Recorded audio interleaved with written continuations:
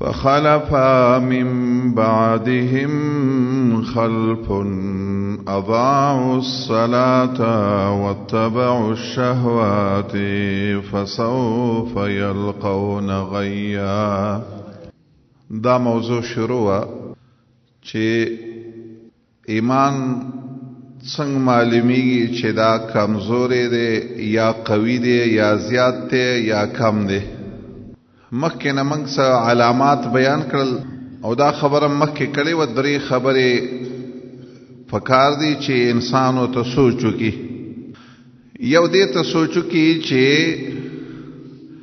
داسې وپېژني چې کمې نښې دي چې انسان کې وي نو هغه کمزوري ایمان یا کم ایمان والی. او دویمه د دې خبرې سوچو کې چې دا ایمان ولی کمزوري کیږي او څه د وجه نه د انسان ایمان کمزوري کیږي.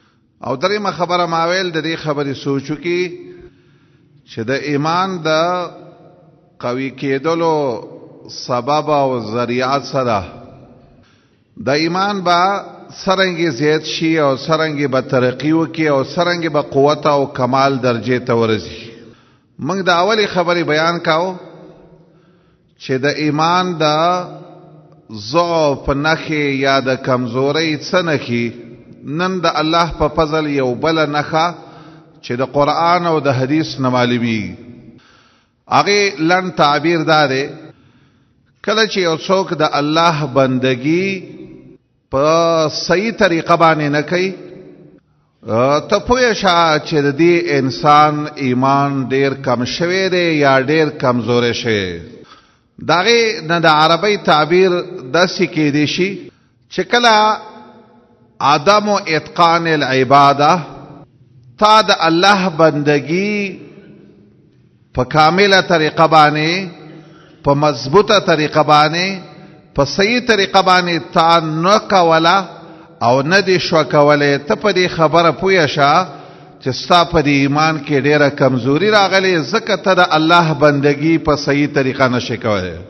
نن چې څوک سوچو کې دې خبرې ته والله ته به داسې سوچو کې چې دا قوي ایمان والا خلق به څوک ولی منګه چې د الله کومه بندگی تقریبا نن سبا خلق کوي.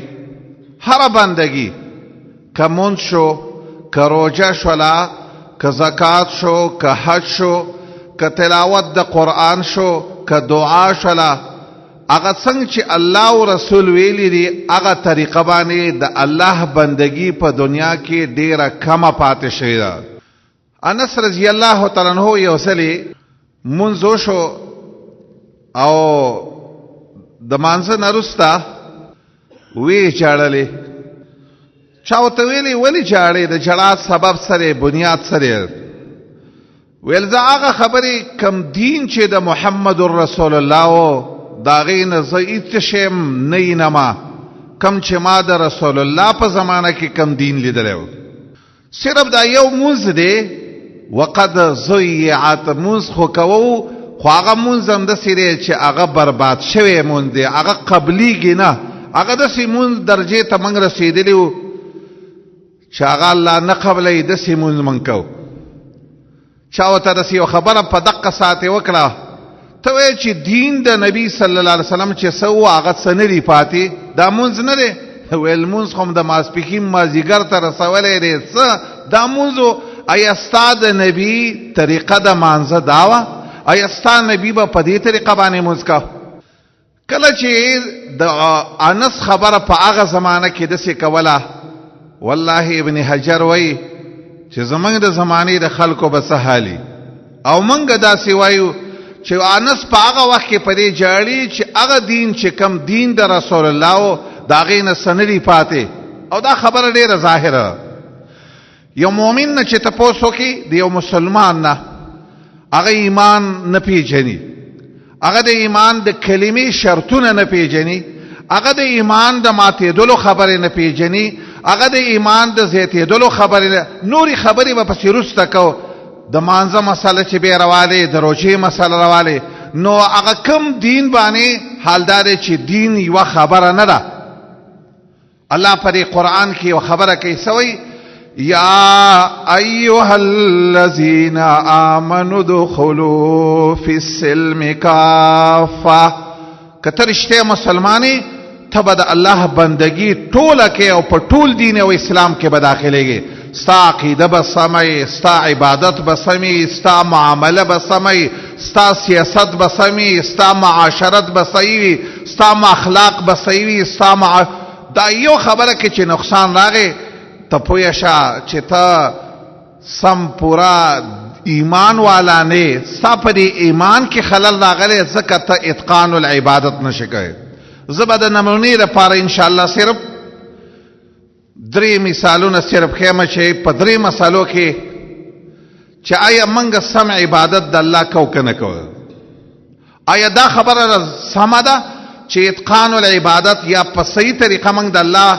یو به د مانځه مثالونه وښیم دویم د دعا خبره به وکم دریم د قرآن خبره به وکم چې آیا من دا خبره په هغه طریقه کوو په کومه طریقه باندې چې محمد صلی الله علیه وسلم کړی او کنه دی اولی خبره تراشه مونږ خو هغه موضوع وا هغه عبادت ته دا مونږ چې تا کله په سمه طریقه نه کاو ته په دې خبره پوه شه چې ستا ایمان بیخي اخیری درجه ته را رسیدی ته دومره کمزور ایمان والی چې هغه د ټولو نه کم چې اهم عبادتو هغه چې ته په صحیح طریقه نشې کولی ته په دې خبره پوه شه چې ته ډېر کمزور ایمان والی یو لوی عالم تیر شوی دی حسن بصری رحمه الله ډېره عجیبه خبره کوي هغه وایي اذا هانت علیک امر الصلاه چې دا د مانځه خبره نه ده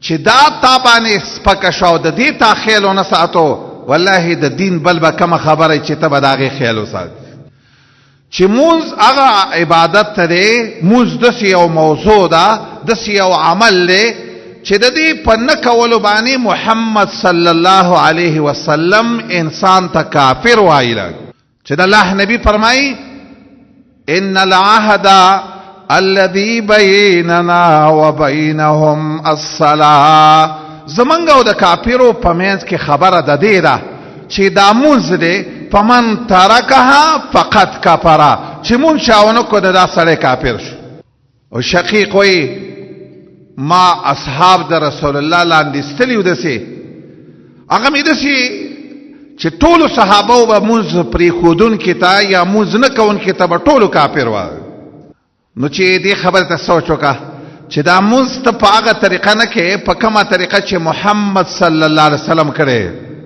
په کومه طریقه چې صحابه کرامو کړی ته په دې خبره باندې بس ځان سره یقین وکړه په دې خبره چې دا مونځ ته سم نشي کولی نو ستا په ایمان کې بیخي آخري درجې ته رارسېدلی حذیفه رضی الله عنه یو سړی ولیدو امام بخاری دا روایت راوړی هغه سړی مونځ کاو خو رکوع به یې زر کوله سجده به یې زر کوله د رکوع نه به چې سر چت کو نو زر به سجدې له راغی او د وی سجدې نه به چې فارغه شو د دې دویمې سجدې په منځ کې او د اولې کې لږ به سر را چت کو زر به بل سجدې له راغی حذیفه ته تپوس وکړو ویل د کوم وخت نه ته دا مونځ کې هغه ورته ویلې ده 80 کالونه زه دا مونځ کوم اوس خبرې ته لږ سوچ وکړه مونځ چې سم نه کې نو حذیفه ورته څه وایي هغه ورته وایي ما صلیتها ولو مت على غير الفطره التي فطر الله عليها محمدا صلى الله عليه وسلم موز خو دی ونشو دا خبر یاد ساته موز دی نه دی کړي موز دی شوی نه دی او کو په دې حال ته د دنیا نه لاړې ته به د هغه دین نه په غیر لاړ شي په کوم دین باندې چې الله محمد صلی الله علیه وسلم پیدا کړی ستا ایمان ممتا نه لاړ ستا ایمان هم دې درجې ته ورسېدو چې ته د هغه دین نه په غیر باندې دا خبره ورته ولې کوله دا صحابه زمونږ نه په دین ښه پوهېدل زمونږ نه صحابه په دین پوهېدل چې کله به یو څوک رکوع سمونه کي کله چې یو سړی او دا خبره زمنګ د آقا محمد صلی الله علیه وسلم نه ثابت ده. صحیح حدیث ته بخاری کې راغله، امام بخاری بیا بیا راوړي، دا ابو هريره روایت د الله نبی جمعات کې د صحابه کرام سره ناشته ناشته خبره اترې کوي. یو سړی راغی، په نور روایتو کې دا سړی نوم خلاد ابن رافع راغی. جمعات ته شرانه و ننوت، جمعات کې مونځ وکړو، 2 رکعاته متبادره را چې 2 رکعاته مونځ یې وکړو او ظاهر دا و چې دا د جمعات تحیه وه، د جمعات چې کم حق دی په ما او تا باندې دقه ته تحیت المسجد وایي په عربی. خو چې 2 رکعاته مونځ دا فرض نه دي ورونو، د جمهور علماو مذهب دا دی چې دا فرض نه دي. اگر که نبی صلی الله علیه وسلم د دې ډیر اهتمام ورکړی دی د دې جمعات پتا حق لري چې کله ته جمعات نه د الله نبی و ایران نه وځي پس یو 2 رکعاته مونځ وکړه، داسې مه کوه مخکې د کېناستو نه 2 رکعاته مونځ وکړه. او د الله نبی سړی د خطبې په دوران کې را روانو او هغه چې کله راننوتو کېناستو ویل 2 رکعاته مونځ دې کړی؟ ویل نه، ویل پاسې که 2 رکعاته مونځ وکړه. دا خبره دومره یعنی اهمه ده، خو دا مسواوره چې د تحیت المسجد مونځ فرض نه دی. سړی چې سلام واړو د الله نبی خواله راغی او د الله په نبی باندې سلام وکړو. د الله نبی ورته د وارثه یو خبره وکړه، وعلیک السلام. خدای ورته ویلې صلی فانک لم تصلی، مونځ وکړه، مونځ دې نه دی شوی، مونځ دې ونه کړو. او سړی په زور روایتو کې راځي داسې حال یې لکه بانډچي غوندې حال یې، کانه بدوی کانه اعرابی. هغه غریب د دې خبرې لږ په کار ودله چې دا ویلي وی د الله نبی نه تپوس کړی چې د الله نبی څه چل دی چې زما په مانځه کې چې زما مونځ نه شو. دویم ځل هغه تحیت المسجد دویم ځل وکړو، بیا راغی، بیا د الله نبی ته سلام وکړو. ځکه د رسول الله او د صحابو طریقه دا وه چې فاصله به لږه راله سلام به کوو. بیا ورته د الله نبی وایي وعلیک السلام، خو مونځ وکړه، بېرته مونځ نه دی شوی. او دغسې واقعات دریم ځل هم راله، دریم ځل دا قیصه وشو. سړي ویل د الله نبی ما ته خو هم دقسې مونځ یاد دی. په نورو حدیثو کې راځي د الله نبی ورته د سترګو په ګوټونو کتل دې سړي، خو موږ په دې نه پوهېږو. صحابه وایي چې د دې سړي په مانځه کې څه کمی و چې د الله نبی چې دریم ځل دا سړی راغی ویل د الله نبی ما ته خو دقه مونځ یاد دی، نور راته نه دی یاد. د الله نبی ورته وفرمایلې چې کله اودس وکړي دا ټول ترتیب یې ورته په صحیح طریقه داسې به وکړې داسې به وکړې، حتی کې په دې خبره زه پوه شه چې زما او ستا نبی محمد صلی الله علیه وسلم به کله د رکوع نه سر چت کو. په صحیح حدیث کې داسې راغلی دومره بساط ولاړو. انس ابن مالک وایي زمونږ به دا خیال راغی چې د الله نبی په مانځه کې خطا شو، یېرې شو دا خبره چې کنې زما باندې اوس سجده کول پکار دي، رکوع به سمه وکړې، سجده به سمه وکړې، بېرته به سم ودرېږې. والله دا خبره په دې غوږ کې دننه کېده وه چې قسم په الله چې کله ستا رکوع سمه ونه شوله، تا د رکوع نه بېرته سر چوته نه کو، د الله نبي ورته داسې ویلې چې هر اندام، هر بند، هر فقره دې بېرته ځای ته ونه رسېدلې. دا خبره یاد ساته چې دومره ساعت دې نه تېر کړی او ته بېرته سر زر راښکته کې، داسې که ته 1000 کاله مونځ وکړې والله که الله یې دنه قبول کړي. او دا خبره زه د ځان نه نشم کولی. ولې؟ ځکه د الله رسول داسې ویلي دي، د الله نبی داسې ویلي دي، د الله د نبی صحابو داسې ویلي دي، خلکو ته یې داسې ویلي که داسې مونځونه کوئ نو د اسلام نه به م الله بهر مړه کړي. لږ نن چې دی اوس وخت کې موږ خپل معاشرې ته ګورو، خپل ژوند ته ګورو، خپلو دې ملګرو ته ګورو، د خپل د دې زمانې مسلمانانو ته ګورو، ته به حیران شي. دا به ته به ګنوې چې دی ځان ته مسلمان نه وایي که نه، 80 نه 100 کاله به د ځنې چا شوي وي، دی چې دا سر ښکته او پورته کوي، ده ته د دې خبرې پته هم نشته دی چې زه په دې مانځه کې څه کوم او څه ویم په دې مانځه کې. اسم نه چا تپوس وکړو، حاتم اسم نومې و، چا ورته ویلې ته څنګه مونځ کوې، دا مونځ خلک څنګه کوي، په څه طریقه به مونځ کوله؟ هغه ورته یو ډېر د هغه دا طریقه د مانځه یا دا خبره دا د کمال ایمان یا د زیاتی ایمان نښه ده چې داسې مونځ څوک کوي.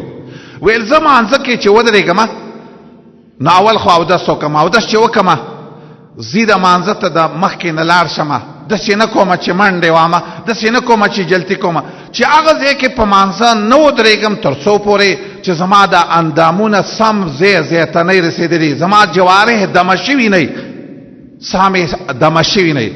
خو بیا چې ودرېږم مانځه ته څنګه ودرېږم؟ داسې ودرېږم لکه زه چې برای راست کعبې ته مخامخ ګورم، اگر که کعبه زمانه غایبه ده، زه داسې لمونځ کومه لکه زما د ښي طرف ته چې جنت وي، زما د چپ طرف ته جهنم وي. زه وایم شا ته راپسې ملک الموت ولاړ دی او ما ته وایي چې اخري مونځ دې سم یې وکړه، ګنې ستا متصل ده نه اخلمه لږ.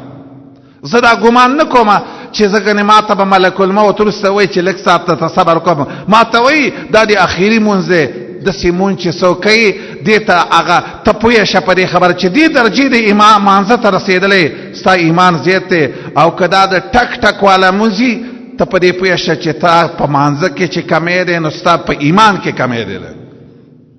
صحابه کرام زمونږ پیغمبر محمد صلی الله علیه وسلم د هغو چې حالات ته ګوري چې هغوی څنګه مونځونه کړي، آیا هغوی به داسې ټک ټکی مونځ کوه لکه نن چې خلک حدیث کې راغلی. زمونږ د نبی محمد صلی الله علیه وسلم د مانځه طریقه په رکوع کې د لسو تسبیحاتو مقدار به زما نبی وخت تېراو، په سجده کې به یې داسې وخت تېراو، داسې به یې بره چې سر چوت کو بیا به یې هم دقه عمره وخت تېراو، بیا به یې چې د سجدو په منځ کې دقه عمره وخت تېراو. دا مونځ صحابه کرام لس صحابه په یو ځای کې راجمع شو، یو بل ته وایي ابو حمید الساعدي ملګرو ته وایي ما ته د محمد رسول الله د مانځه طریقه تاسو د ټولو نه ښه یاده ده، ما نبي صلی الله علیه وسلم ته یو عمل ته کتلی چې د الله نبي به څنګه مونځ کوه. ظاهري خبرې لا پرېږده وه، ظاهري صحابو به د خشوع د الله سره د خبرو کولو د دې به چې کم خیال ساتو. د محمد رسول الله یو صحابي دی عبدالله ابن زبیر نومې دی، د به چې مونځ کاو داسې به ولاړو کانه عود تا به ګنویل چې لرګی ولاړ دی. په ځینې اثارو کې داسې راغلي مرغۍ به راله د ده په دې سر به کېناسته، خو مرغۍ به په دې نه پوهېدله چې دا انسان دی که دا لرګی دی چې ولاړ دی. کله چې عبدالملک ابن مروان د ده په خلاف باندې منجنیق په هغه زمانه کې داسې ولکه توپ، عبدالملک ابن مروان بادشاه د شام او د ده په خلاف حکم وکړو، ویل کعبه هم پسې ورانه کې او د عبدالله ابن زبیر او د ده ملګري ټول قتل کړي. عبدالله ابن زبیر د هلته مکه کې چې څوک تدي جبل ابي قبیس دا مکې ته نږدې یو غر دی، د دغه ځای نه دا توپ منجنیق یې په دې کعبه باندې لګول چې دا کعبه د هغه ځای نه وشتله. نو عبدالله ابن زبیر په کعبه کې په مانځه ولاړ دی، د مسجد حرام کې په مانځه ولاړ دی، د هغه ځای نه د توپ یو ګولۍ راله او د عبدالله ابن زبیر دا جامې وشلولې داسې ځان سره یې وتکړ. والله عبدالله ابن زبیر نی رکوع ماته کړه نه سجدې مخکې کړه چې مخکې څنګه ولاړو اقه شانته په دې نو پوه شوی وروسته ورته چا ویلې کپړې د نه منجنیق وشلولې لږ. او یو اثر کې راځي د هغه کور کې په مانځه ولاړ دی، نفل کوي فرض نه کوي، نفل مونځ کوي، خو چې دې مانځه باندې ولاړ دی په دغه دوران کې یو مار راولېدو د چاته نه او د ده د زوی په دې خېټه د پاسه واهوته، زوی نوم یې هاشم او د کور خلکو چغې شروع کړې او درز او مار یې مړ کړو. عبدالله ابن زبیر ته والله د دې پته ونه لګېده چې ګنې مار راولېدلی او یا چا څه چلو کو، ولې هغوی ته د دې خبرې پته وه چې مونځ سم وکړي نو په دې خبره ته پوه شه چې ستا په ایمان کې بیا ډېر زیاتوالی پکې دی. نن د خشوع مسله، نن خو هغه د خشوع مسله هغه داسې ده لکه خلک وایي بیخي لکه د نمونې دپاره به په ټول جومات کې یو سړی داسې ونه ویني چې د نبي په طریقه باندې په عاجزۍ مونځ کوي. لږ حل دا دی په حدیث کې راغلی، حدیث کې داسې راغلی د الله نبي داسې فرمایي دا مونځ د بخاري روایت دی، دا مونځ کوونکی د چا سره جرګه کوي؟ دا د رب سره جرګه کوي، د رب سره خبرې کوي. لږ ته سوچ وکړه چې ته په دې مانځه کې څه وې، څه جرګه کوي د رب سره، د الله سره ته څه جرګه کوي؟ داسې انسان چې مونځ کوي او د دې مانځه باندې نه پوهېږي، په معنی نه پیږي، په دې نه پیږي چې دا مونږ څوک څه لکوي، په دې خبره پته ورته نه چې زما د نبي مونږ څنګه و. عبدالله ابن عباس فرمایي لیس لک من صلاتک الا ما عقلت منها، مونږ هغه مونځ دی چې ته پې پوهېږې، چې پې نه پوهېږې هسې ولاړې دا مونځ نه دی، داسې ونه وایې چې ماله به الله ثواب راکړي. په حدیث ابو داود کې راغلي جمعات له به خلک مانځه له راغلي وي، د چا به لسمه حصه ثواب وشي، د چا به نهمه، د چا داسې څه خلک به وي چې مونځ به وکړي او دا مونځ به بېرته د ده د سر نه وشتلی شي او داسې به ورته وایي الله خو دې هلاک کړه لکه زه چې دې څنګه هلاک کړم. ځکه زما نبی فرمایي محمد صلی الله علیه وسلم بدترین غل خو هغه غل دی چې هغه د مانځه نه غلا کوي. د مانځه نه چې څو غلا کوي دا بدترین غل دی. صحابه حیران شو یا رسول الله د مونځ هم څو غلا کوي؟ مونځ کې غلا څه غنم دي چې ته پټې، څه شی دي چې ته د روپۍ ته پټې؟ د الله نبی ورته ویلي کم انسان چې پوره رکوع نه کوي، کم انسان چې پوره سجده نه کوي، کم انسان چې د 2 رکوع سجدو په منځ کې وخت نه تیروي، کم انسان چې زر مونځ کوي، دقه انسان چې د مانځه نه غلا کوي او دا د بل غل نه بدترین غل دی. والله که ته په دې جومات کې کله ودرېدې د مانځه نه وروسته د خلکو مونځ ته سوچ وکړه چې کم یو درته پکې ښه سړی ښکارېږي. هر سړی د عمل په لحاظ سره دغه بدترین غل ته رسېدلی دی. ولې ته په مانځه کې خطا کېږي؟ ولې ستا توجه بل طرف ته ځي؟ قرآن یو خبره کوي دی، قرآن ته لږ وګورئ. الله وایي یا ایها الذین آمنوا لا تقربوا الصلاة وانتم سکارا. الله فرمایي ته چې نشئ مونږ ته به نه نږدې کېږي. کله به مانځه ته نږدې کېږي؟ حتی تعلموا ما تقولون. دا ته چې څه وې په دې خبره چې ته کله پوهېدې نو بیا به مانځه ته نږدې کېږي. ولې کله لږ ځان ته لږ سوچ وکړه زما مسلمان وروره، کله دې ته سوچ وکړه چې زه چې کومه مونځ کې څه وایم زه په دې پوهېږم که نه پوهېږم په دې باندې. او الله په دې قرآن کې خیرې کړي دي. د قرآن د رب العالمین خیره والی سړی څوک دی؟ هغه انسان دی الذین، الله فرمایي ارأیت الذی یکذب بالدین. هغه سړي نه خبرې فویل للمصلین الذین هم عن صلاتهم سا. الله وی هغه مونځ کوونکي دي الله هلاک کړي. کوم مونځ کوونکي چې هغه د خپل مانځه نه دی خبر چې زه څه کوم؟ دا خو نه ده، دا د اختلاف مسله نه ده، دا د یو مولا مسله نه ده، دا د محمد رسول الله خبره نه ده، دا د قرآن خبره ده چې الله فرمایي الذین هم عن صلاتهم، چې دې نه پوهېږي چې زه په مانځه کې څه وایم. عامر ابن قیس ته چا ویلې ستا ته په مانځه کې سوچونه راځي؟ ته سوچونه پکې کې؟ هغه ورته یو عجیبه خبره وکړه، په مانځه کې سوچونه؟ ویل د دې مونځ نه یا د الله د ذکر نه بل څه شی دی چې سړی پکې بل طرف ته سوچ وکړي؟ د دې نه محبوب شی څه شی دی چې بل طرف ته سوچ له؟ ویل ما ته خو د الله د ذکر نه د الله نه راته خو بل شی محبوب نه ښکارېږي چې زما بل طرف ته توجه لاړه شي، یا د قرآن د تلاوت نه ما ته خو بل شی محبوب. دې ته سوچ به خامخا ځکه کوم سوچ مې الله سره مې مینه ده، رب راته د هر شي نه ګران دی لږ. نو خلکو ته ویلې موږ خو داسې یو چې مانځه باندې ودرېږو، زموږ خو ډېر سوچونه یې ډېر سوچونه او فکرونه هم ډېر زیات. نو هغه ورته ویل د جنت سوچ کوئ، د حورو او د غلمانو سوچ کوئ؟ ویل نه، خپلو ښځو او د وړو سوچونه هم په مانځه کې راځي، د پټي او د کټي سوچونه هم په مانځه کې راځي. هغه ورته ویلې دا ټکې وایي زه چې خلک مې په نیسو باندې ولي او زما د دې بدن نه نیسې داسې او داسې وځي که نه، ما ته دا ښه خبره ښکارېږي چې یو طرف ته د دنیا یو سوچ راخلم او بل طرف ته بل سوچ رالم. ما د خلک په نیسو ولي خو دا خبره چې زما مانځه ته نقصان، زما د مانځه سوچ بدلیږي، دا زه برداشت نشم کولی. لوی عالم تیر شوی دی، موږ یې ډېر یادو، امام بخاري عبدالله دا ابو عبدالله امام بخاري لوی امام محمد یې نوم. الله ولا یو کمال ورکړی، داسې کمال یې ورکړی، داسې کتاب یې لیکلی دی چې د محمد رسول الله صحیح حدیث یې موږ او تاسو لپاره راجمع کړي. خو په دې کې یو کمال پکې و. څنګه کمال؟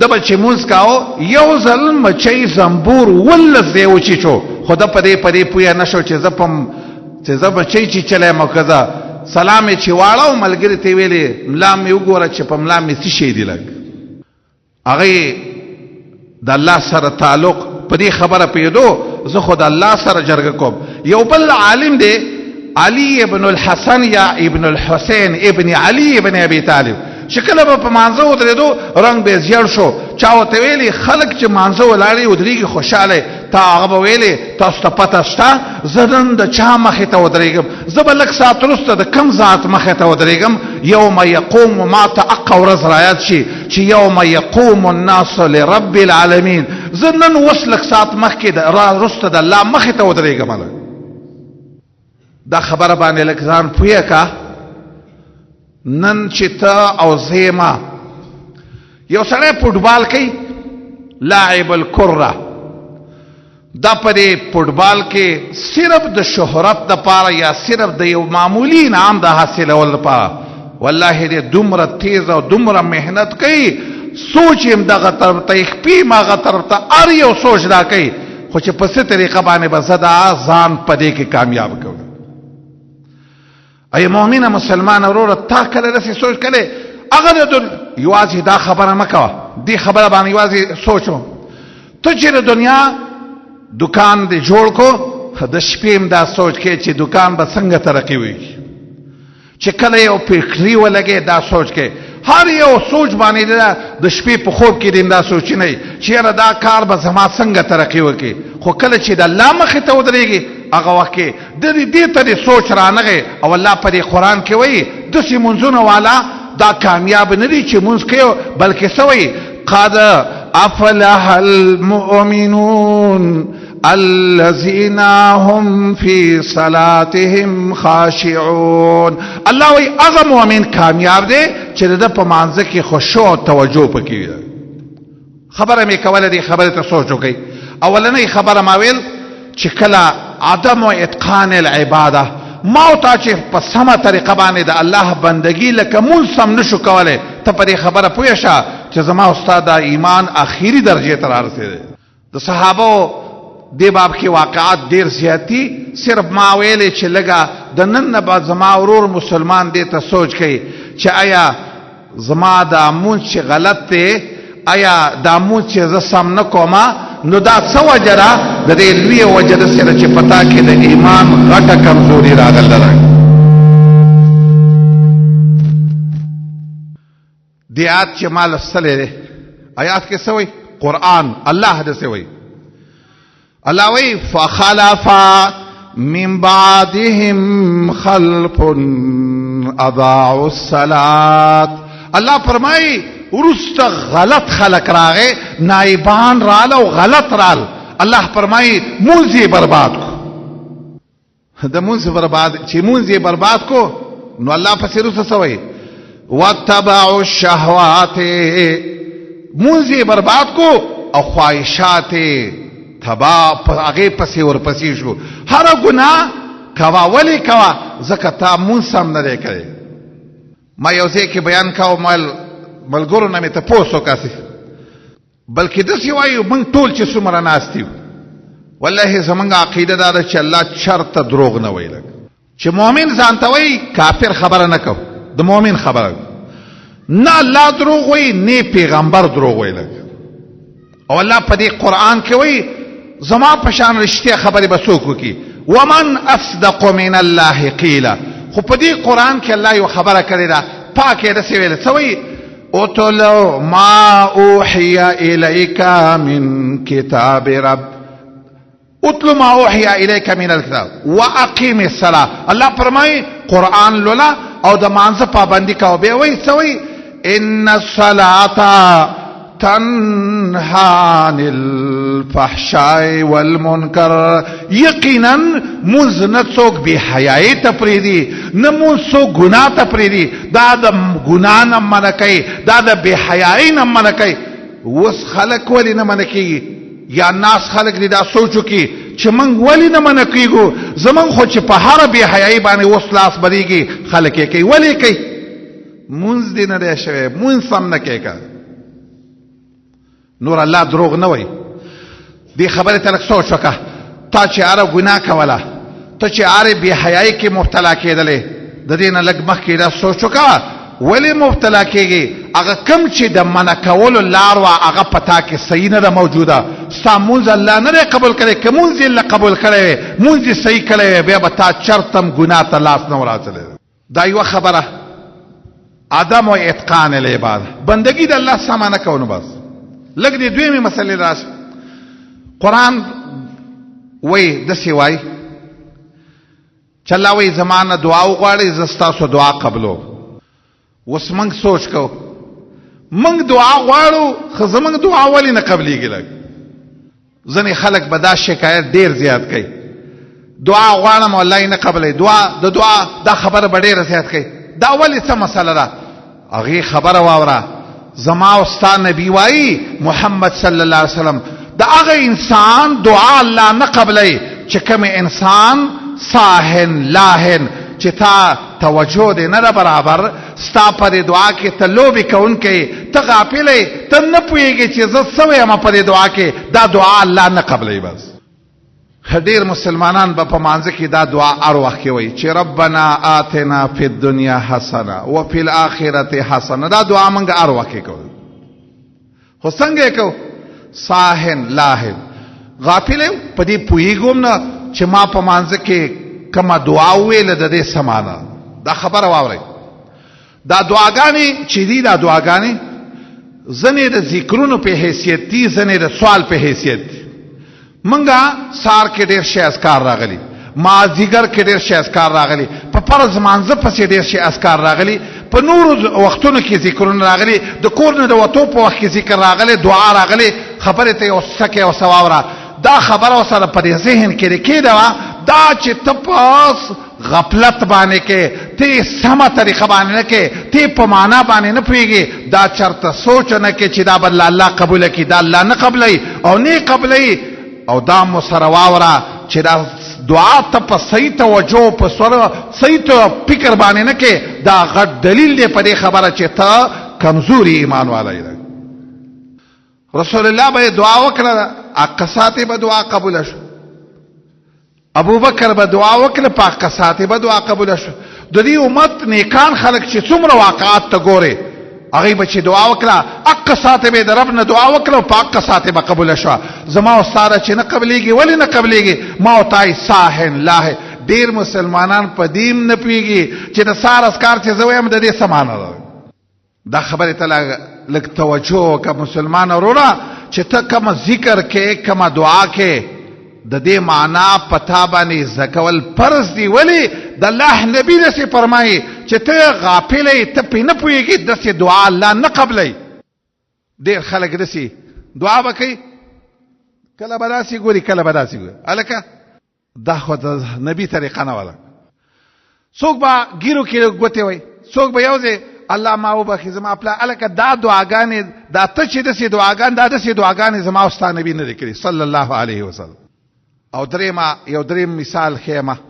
دا قرآن چې دی دا یو لوی عبادت، دا د الله بندگی ده او لوی بندگی ده د الله. خو دا قرآن دا چې ته په صحیح طریقه نه لولې او اتقان دې نه وي د دې د لوستلو، د دې په معنا نه پوهېږې، په دې کې ته سوچ نه کې، اواسې صرف منډه منډه تلاوت کې، ته په دې خبره پوه شه چې د قرآن په معنا نه پوهېږې، په دې کې ته سوچ نه کې، ته په دې سوچ کوه خامخا چې ستا په ایمان کې ډېره کمزوري راغله ده. قرآن کې تقریبا الله سمه زورنه ورکړې ده. داسې وایي یو ځای کې داسې وایي افلا یتدبرون القرآن ام علی قلوب اقفالها. ته په قرآن کې ولې سوچ نه کې مسلمانې؟ که ستا په دې زړه جرنده لګېدلې ده که لیونی ته.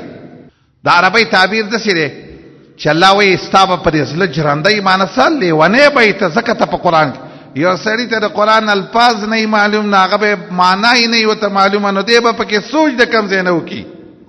کله الله داسې وایي افلا یتدبرون القرآن ولو كان من عند غير الله لوجدوا فيه اختلافا كثيرا. کدا قرآن د الله کتاب نه وي دا خلق پکې سوچ ولې نه کوي؟ دې کې به ډېر اختلافات ګډې وړې خبرې به پکې کله الله وایي افلا قرآن کې د دې خبرې زورونه نه ده ورکړې چې دا قرآن ته تلاوت ولې نه کوي، بلکې د دې خبرې زورونه ورکړې ته صحیح طریقه باندې قرآن د معنا او د سوچ د لاندې ولې نه لري. یو حدیث وایم چې تا ته لږه پته ولګي ته په دې خبره پوه شې چې قرآن کې چې څوک سوچ نه کوي داسې انسان ته محمد رسول الله خیری کړي او داسې ویلي الله دې دا انسان هلاک کړي چې د قرآن د آیات وایي او دې پکې سوچ او فکر نه کوي. عبید الله ابن عمر او عطاره دو کسانو او دا حدیث امام ابن حبان په صحیح کې راوړی او شیخ البانی په صحیحه کې راوړی. وې د عائشې خالورلو د خپل مور عائشې خالورلو رضی الله تعالی عبید الله ته ویلې مورې د ټولو نه ناشنا خبر راته وخه چې د رسول الله خبره یو ډیره عجیبه یو ډیره ناشنا خبره ده. نو عائشې چې دا خبره واورېده اول خو یې وجړل. د رسول الله ویل کومه خبره عجیبه او ناشنا نه لک خو یو بل ته ناشنا وکم. یو ځل زما سره شپه وا عائشه فرمایي د رسول الله چې کټ تراغه بسترې تراغه د کټ نه پاتې نو ماته ویل اے عائشه ما پرې روا چې د خپل رب بندگی وکم. زرینی اتعبد لربي ما پرې روا چې د رب بندگی وکم.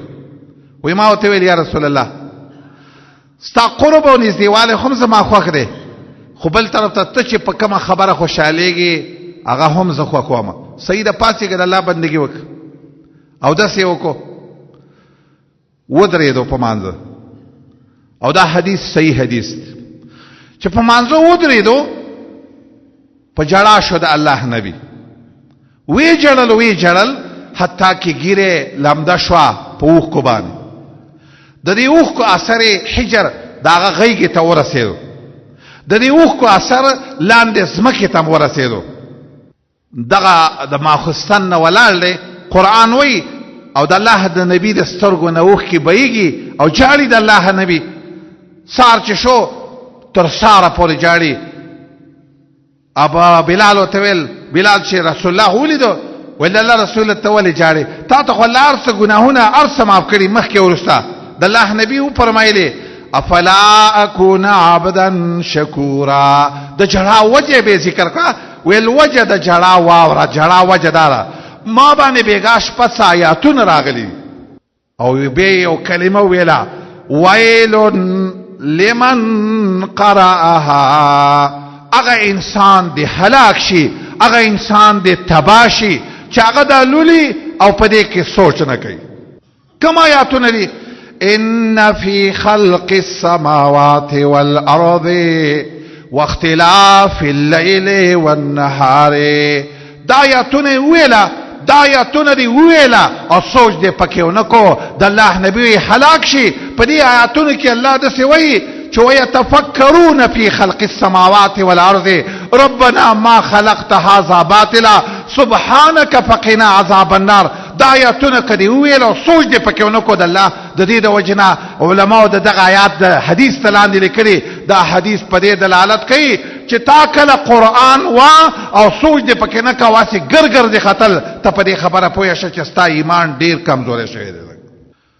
صحابه او قرآن وا خو اسی منډه ولا نه ورکولا ک ابوبکر یاده ک عمر یاده. عمر یوزل بانځه کې قرآن له سو قرآن چې دا آیات واوریدو چې الله فرمایي چې ان عذاب ربک لواقع. د رب عذاب را پریوتون کې دې خبره دې خبره دومره اثر په وکړو کور ته راړه او 3 ورځې پروت دی ولی الله فرمایي چې د رب ګوري عذاب نږدې راتلون کې سلف د دې امت چې تنور ګوري. ابو بکر صدیق د رسول الله په وخت کې مونږ ځکه نشو کولای په جمعات کې امامت کې ویل ځکه نشم کولای د الله رسوله زه د خپل ځان واک نه لرم زه چې قرآن لولم نو زما بی اختیار جړه مال راځي. ولی ځکه عثمان وی که زلونم پاک وي والله زمونږ زلونه به د قرآن نه چرته نه مړی دی. ځکه د دې مسلمان رور ته سوچ وکړم څوک مثلا ام 14 نه شلم لا پسې لاړ شه خو ته اسی ته خو ځان ته مسلمان هم وې ته کله دې سوچ ته وکړه چې ته کله ایم ای کې ته په انګلیش کې کې ته که په اردو کې په هغې باندې والله په حرف باندې ځان پوهه کې او ځان ته مسلمان وې کوم کتاب چې رب العالمین د اسمان نه تاره او ستا او زما په ایمان دی والله د هغې په باره کې ډیر خلک رسې وایي چې یاره بس دا د علماو کار دی د ډیرو خلکو سوچدا دی د ډیرو خلکو دا فکر دی چې دا به صرف په مدرسو جماعتونو کې ویل کېږي والله چې څوک ځان ته مؤمن وایي د ستا د ایمان تقاضا دا ده چې ته به د قرآن په هر حرف هم پوهېږې عالم دی چې کله د قرآن د آیات ولستو چې الله فرمایي چې وتلک الامثال نضربها للناس وما يعقلها الا العالمون دا آیات چې ولستو وی جلال چاوته ویل ولی جاړي ویل قرآن کې الله فرمایي چې په دې قرآن چې څوک پوهېږي هغه عالمان دي دا آیات مې ولستو زه په دې نه پوهېدم ما ته پته ولګېده چې زه عالم نه یم خبره مې په دې خبره پسې کوله ورونو چې کله تا د الله بندګي په صحیح طریقه نه شوه کولی نه د مونځ سمو نه د دعا سمه وه نه د قرآن تلاوت سمو حج له کولاړې د خلکو حجونه کړي ولیدل ته به حیرانه شي یي به ځان ته به وایي چې زه حج له راغلی یم هلته به کله د یو قبر خواته ناست دي هغه ځای کې به کله د یو شي تبرک پوهېږم نه غریب په دې خبره باندې چې زما د دې حج څه مقصد دی دا ته چې په صحیح طریقه بندګي نشي کولی دا دلیل د دې خبرې دی چې ستا په ایمان کې ډېره کمزوري ده الله دې زموږ ایمانونه مضبوط کړي او الله دې موږ له د هر یو عمل په داسې طریقه باندې توفیق راکړي په کومه طریقه باندې چې قرآن ویلي او په کومه طریقه چې د هغه نبي محمد صلی الله علیه وسلم ویلي واقول قولي هذا واستغفر الله لي ولكم ولسائر المسلمين